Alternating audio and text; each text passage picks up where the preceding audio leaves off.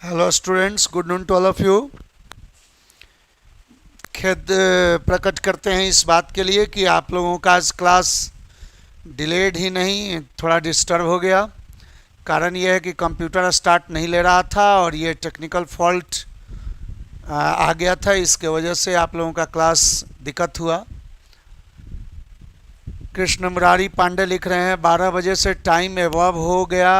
Come back sir, बिल्कुल हम आ गए हैं, हम कम बैक हैं, लेकिन दिक्कत यह है कि सीपीयू स्टार्ट नहीं ले रहा था और अभी भी वैसी तरह का कुछ प्रॉब्लम है।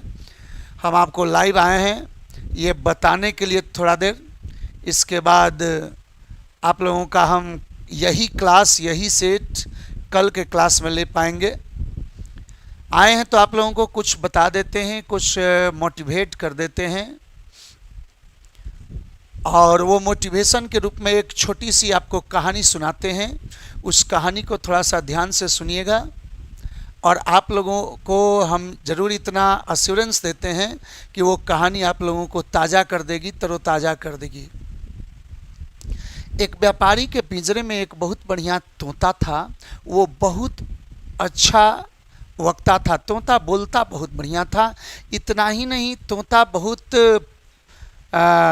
किसी अपने गुरु के सानिध्य में रहा था जो कि बहुत अच्छा पढ़ा लिखा तोता था। उसको लोग बहुत अच्छा ट्रेन किए हुए थे, लेकिन वो एक व्यापारी के पिंजरे में था और व्यापारी के साथ उसका वार्तालाप चलते रहता था। व्यापारी का बात वो जरूर मानता था। जहाँ भी जब भी व्यापारी अपने घर से बाहर जाता था, व्यापारी उस तोते को अपने दरवाजे पर टांग देता था पिंजरे में और सिखा देता था कि यदि कोई आएगा तो ये कह देना कि आज मालिक नहीं है, बाहर गए हैं। उस आदमी को फिर अंदर प्रवेश नहीं मिलता था बाहर वाला, और ये काम हमेशा चलता रहता था। एक बार की बात है कि व्यापारी अपने काम के लिए बगल के गांव में कहीं जा रहा था।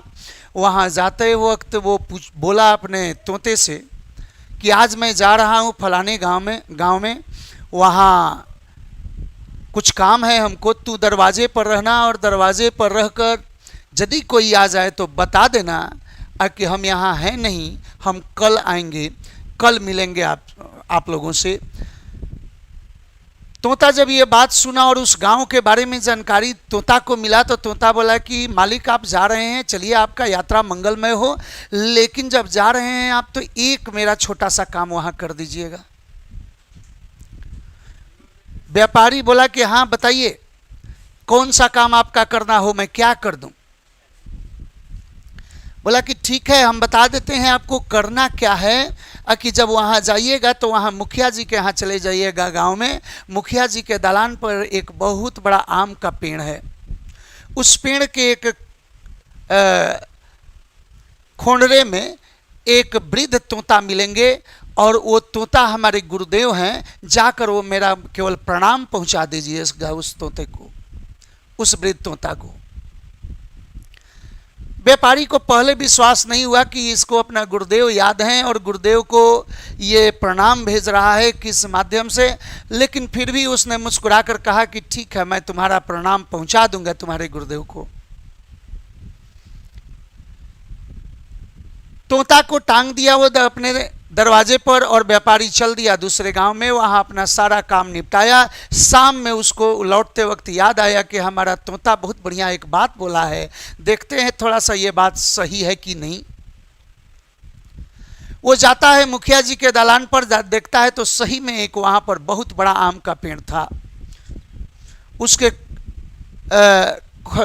उसके खोंडरे में एक जगह वो जब आवाज दिया तो एक वृद्ध तोता निकल कर आया और वृद्ध तोता निकल कर आया तो वो प्रणाम किया।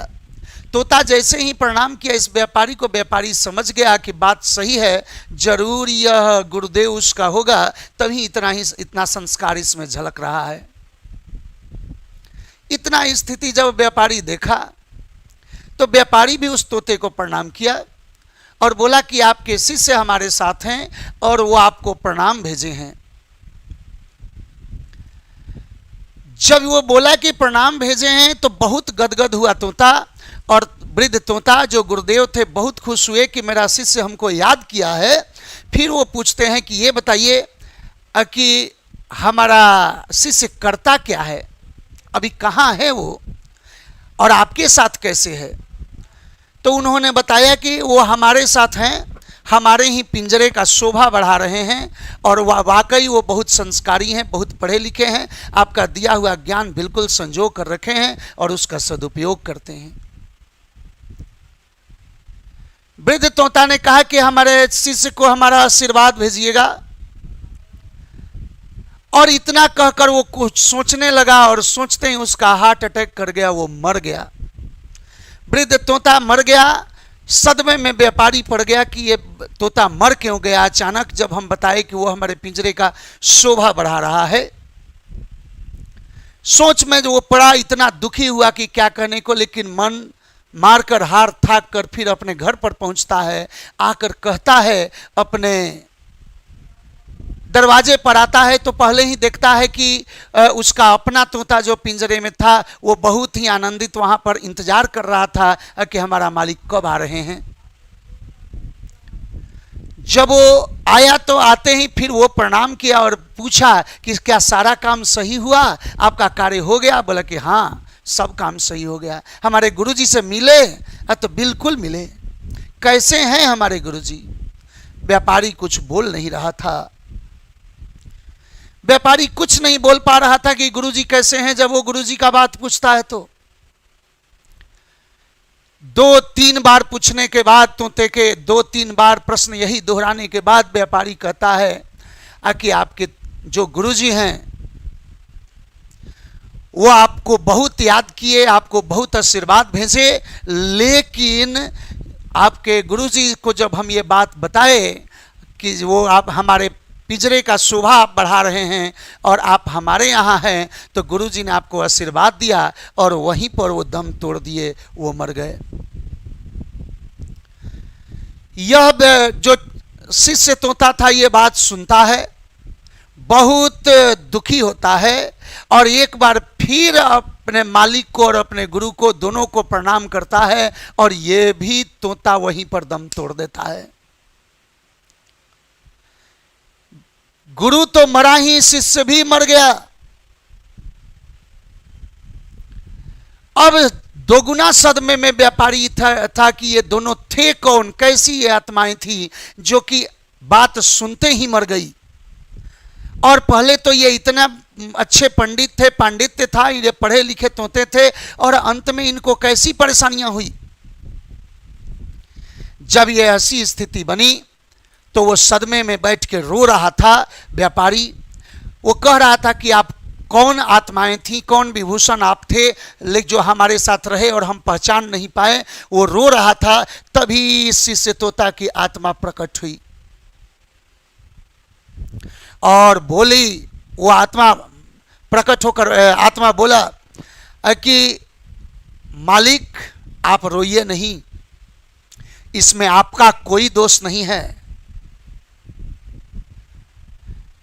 हम लोगों का इतना ही दिन का साथ रखा हुआ था, हम लोग बिल्कुल चले गए। व्यापारी बोला कि हमको इससे दुख नहीं है कि आप चले गए, हमको ये बताइए कि आपके गुरुजी ने ये शब्द सुनकर क्यों प्राण त्याग दिया और आप गुरुजी का संदेश लेकर क्यों प्राण त्याग दिए।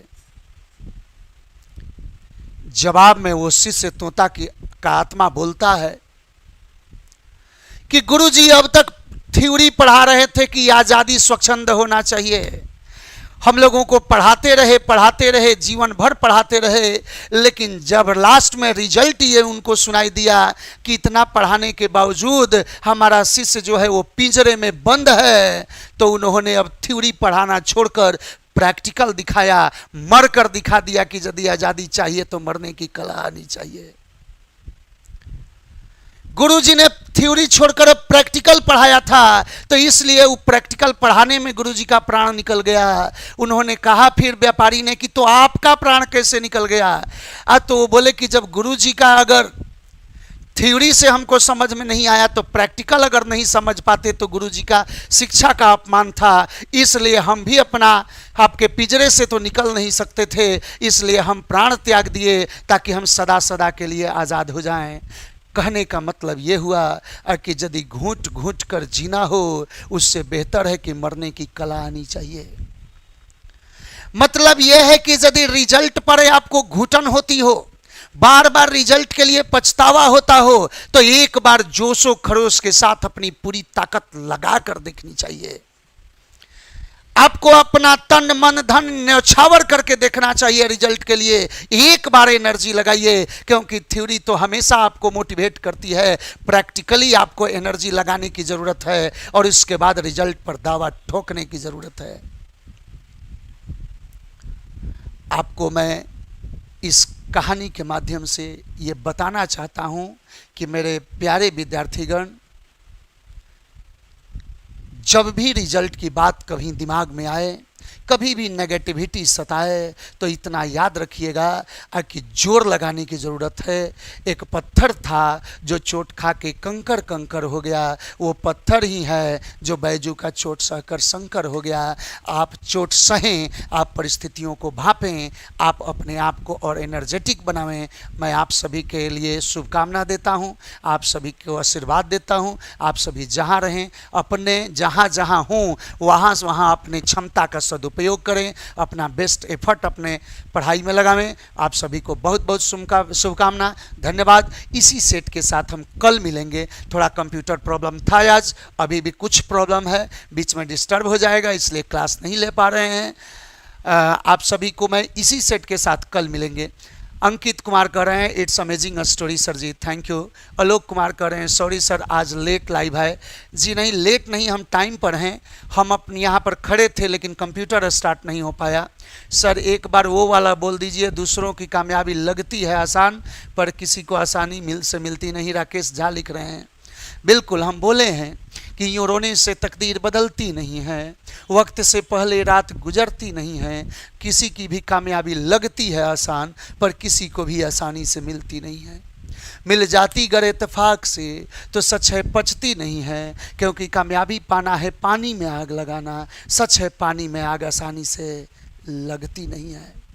तो यदि काम पानी में आग लगाना हो तो आपके पास टेक्नोलॉजी चाहिए। वो टेक्नोलॉजी कौन है? पेट्रोलियम, आपके हीमोग्लोबिन का पसीजा हुआ पानी। और वो पेट्रोलियम आपका पसीना है। उस पेट्रोलियम को आजमा कर देखिए, जरूर पानी में आग लगेगी। पानी में आग लगाना हो तो हसीन स्वप्न देखें। ऐसा स्वप्न देखिए कि आप रिवॉल्विंग चेयर पर बैठे हैं, आपका असिस्टेंट आपके अगल बगल है, आप सारा का सारा स्थिति एंजॉय कर रहे हैं। और यदि सपना आप देखिएगा, सपना के लिए आप यदि खुले आंखों से देखने लगे तो निश्चित रूप से सपने के लिए आप जगना शुरू कर दीजिएगा, आप उसके लिए मेहनत करना चालू कर दीजिएगा। At last but not the least, just I want to mention here that be positive, use your full strength caliber for your best effort, for your best result. I wish you all